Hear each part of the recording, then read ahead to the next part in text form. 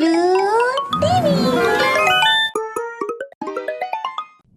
जादुई पत्थर। बहुत साल पहले की बात है। एक गांव में राजा प्रताप का राज्य चलता था। वो बहुत साहसी और दयालु शूरवीर थे। साथ ही साथ उन्हें वेद पुराणों का अच्छा ज्ञान था। वो तप और भक्ति में रुचि रखते थे। वे हमेशा प्रजा की हित के लिए आगे रहते थे। जैसे जैसे समय बीतता जा रहा था, उसकी उम्र हो रही थी और उसे प्रजा की बहुत चिंता हो रही थी।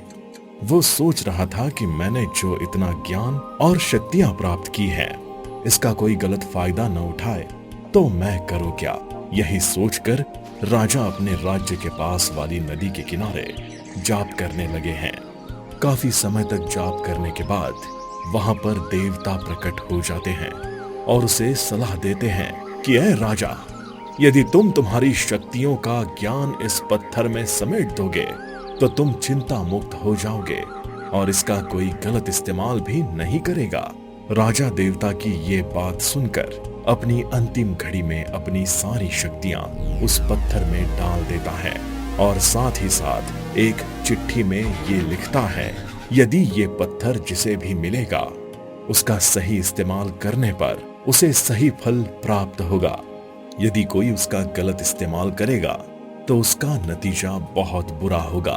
और उस चिट्ठी में ये भी लिखा था कि अगर उसी इंसान का पैर उस पत्थर पर पड़ जाए तो उसकी सारी शक्तियां उस पत्थर में समेट जाएगी। फिर ये सब सूचित करने के बाद राजा उस पत्थर और चिट्ठी को एक बोतल में डालकर नदी में फेंक देता है और कुछ समय बाद राजा का देहांत हो जाता है। काफी समय बीत जाने के बाद उसी गांव में राजपूत नाम का परिवार रहता है, जिसमें शीनू अपनी छोटी बहन रुचिता और माता पिता के साथ खुशी खुशी रहता है। शीनू चौथी कक्षा में पढ़ता था और उसकी बहन तीसरी कक्षा में पढ़ा करती थी। वो दोनों पढ़ाई के साथ साथ बहुत मजे भी करते थे। जैसे जैसे समय बीतता गया, शीनू और रुचिता की परीक्षाएं भी खत्म हो गई और उन्हें गर्मी की छुट्टियां भी मिल गई। इन छुट्टियों को शीनू और रुचिता खेलकूद और नई नई जगह घूमने में बिताते थे। एक सुबह राजपूत परिवार गांव के नदी के पास घूमने जाने का फैसला करते हैं। ये बात सुनकर शीनू और रुचिता के खुशी का ठिकाना नहीं रहता। कुछ समय बाद राजपूत परिवार नदी के पास चले जाते हैं। उसी समय शीनू खेलते खेलते नदी के किनारे आ जाता है, जहां उसे उसी राजा की फेंकी हुई बोतल नजर आती है, जिसमें वो पत्थर और चिट्ठी होती है। शीनू उस बोतल को उठाकर उसमें से वो पत्थर और चिट्ठी निकालता है कि तभी रुचिता की नजर शीनू पर पड़ती है और उसे देखकर वो भी वहां पहुंच जाती है। दोनों की खींचातानी में वो चिट्ठी वही गिर जाती है। उसी समय माता पिता उन दोनों को आवाज देते हैं। तभी शीनू वो पत्थर छुपाते हुए अपनी जेब में रख लेता है।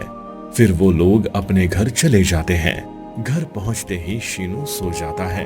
अगले दिन दोपहर के वक्त शीनू की माँ शीनू को आवाज लगाती है, बेटा छत से कपड़े लेकर आ। शीनू छत पर पहुंच जाता है कि तभी उसके जेब में रखा हुआ वो पत्थर सूर्य के किरणों के कारण चमकने लगता है।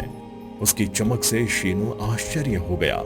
शीनू ने जेब से वह पत्थर निकाला और उसे देखने लगा। सूर्य की किरण पत्थर पर पड़ते ही वो शक्तियां शीनू के अंदर प्रवेश कर लेती हैं और वो खुद को ताकतवर महसूस करता है।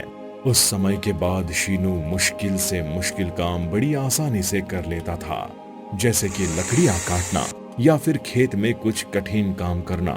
उसके ये सब कार्यक्रम देखकर गांव के सारे लोग हक्का बक्का रह जाते और शीनू की बहुत वाह वाह करते। चारों ओर शीनू की बात सुन के राजपूत परिवार का सिर गर्व से ऊंचा हो जाता है। जैसे जैसे समय बीत रहा था, शीनू पूरे गांव की मदद करता गया।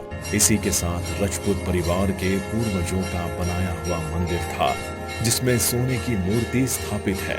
फिर एक रात उस गांव में कुछ चोर प्रवेश करते हैं और वो मंदिर में उस सोने की रखी हुई मूर्ति को चुराने की कोशिश करते हैं। एक आदमी जो उस मंदिर का पहरेदार होता है, वो उन चोरों को देखकर जोर जोर से चिल्लाने लगता है। उस पहरेदार की आवाज सुनकर शीनू की आंख खुल जाती है। शीनू भागकर मंदिर की ओर जाता है। चोरों को देखकर वो उन चोरों की खूब पिटाई करता है। उस पहरेदार की आवाज सुनकर गांव के और भी लोग वहां इकट्ठा हो जाते हैं। शीनू ने इस प्रकार अपने पूर्वजों की सोने की मूर्ति को चोरी होने से बचा लेता है और फिर से शीनू के ऊपर वाह वाह के फूल बरसने लगते हैं। उसी गांव में एक हरिया नाम का लड़का था जो कि शीनू की कक्षा में पढ़ता था। ये सब देखकर उसे शीनू से जलन होने लगी और वो पता करने में जुट गया कि शीनू का आखिर क्या रहस्य है। इसके पीछे समय बीतता गया। एक दिन शीनू के माता पिता रिश्तेदार को मिलने जाते हैं। यही शीनू माता पिता जाने के बाद अपनी बहन रुचिता के साथ खेलने जाते हैं। यहाँ मौका देख हरिया घर में प्रवेश करता है और वो खोजने लगता है, परंतु उसे कुछ हाथ नहीं लगता। और तभी उसकी नजर शीनू के बैग के बाजू वाले पत्थर के पास जाती है। हरिया वो देखता है कि कुछ आवाज आती है। वो घर से बाहर चला जाता है। वो बाहर जाकर सोचता है कि आखिर वो पत्थर शीनू के पास क्या कर रहा है। कहीं ये पत्थर शीनू की ताकत का कुछ रहस्य तो नहीं। हरिया मन में ठान लेता है कि वो पत्थर का रहस्य जानकर रहेगा और वो पत्थर शीनू से चुरा कर ही रहेगा। अगले दिन हरिया अपने पत्थर चोरी करने की युक्ति में जुट जाता है। सोचने के बाद वो मित्रों के साथ शीनू के घर आकर शीनू को आवाज लगाते हैं और कहते हैं चलो सब मिलकर नदी किनारे घूमने जाते हैं। तभी शीनू वो पत्थर अपने जेब में रख लेता है और नदी की ओर सब चल पड़ते हैं। नदी पे पहुंचते ही सब खुशी से खेलने लगते हैं। इस दौरान हरिया के हाथ एक चिट्ठी लगती है। उसमें लिखी बात हरिया पढ़ लेता है। तभी उसे समझ में आता है कि शीनू के पास पत्थर है। वो कोई आम पत्थर नहीं, वो एक जादुई पत्थर है। हरिया का आधा काम वही हो जाता है। अभी उसे शीनू से वो पत्थर कैसे भी चुराना है। ऐसे ही सब मित्र अपने अपने घर चले जाते हैं। अगली सुबह हरिया शीनू के घर पहुंच जाता है। तभी शीनू की माँ दोनों के लिए नाश्ता लेकर आती है। इसी मौके का फायदा हरिया पत्थर की अदला बदली कर देता है। नाश्ता होते ही हरिया घर जाने की बात करता है। वो जाते जाते वो पत्थर को चौखट पे रख के शीनू को आवाज लगाते हुए बाहर बुलाता है, बाय शीनू। इसी दौरान शीनू का पैर उस पत्थर पर पड़ जाता है, जिसकी वजह से उसकी सारी शक्तियां वापस उस पत्थर में समा जाती हैं।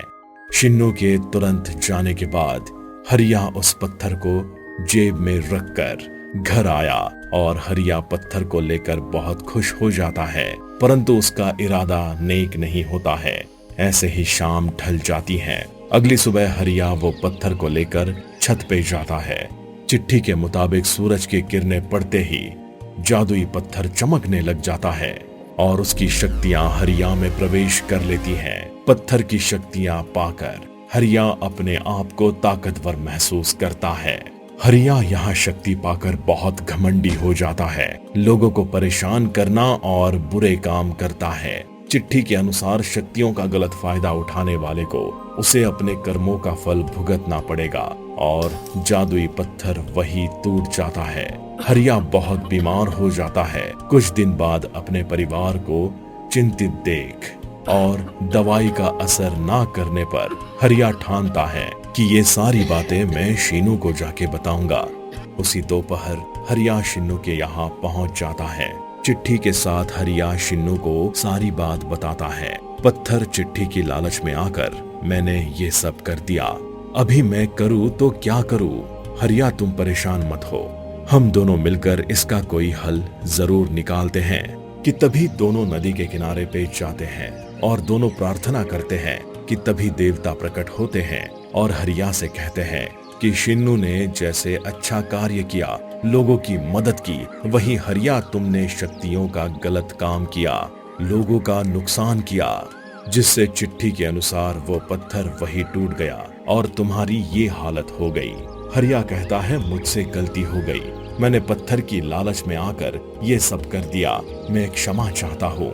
देवता बोलते हैं कि तुम मुझे एक वचन दो कि आज से तुम बुरे काम छोड़कर सिर्फ अच्छे काम ही करोगे और लोगों की मदद करोगे। तभी हरिया ये बात स्वीकार करते हुए वंदन करता है कि तभी वहां से देवता अदृश्य हो जाते हैं। आगे बढ़कर शिन्नू और हरिया अच्छे मित्र बन जाते हैं। दोनों मिलकर गांव की भलाई करते रहते हैं। सीख: लालच करना बुरी बला है, जैसे करोगे वैसे भरोगे। हेलो दोस्तों, कहानी आपको पसंद आई हो तो गोगलो टीवी को लाइक करें, सब्सक्राइब करें और बेल आइकन को दबाएं और अपने दोस्तों के साथ शेयर करें।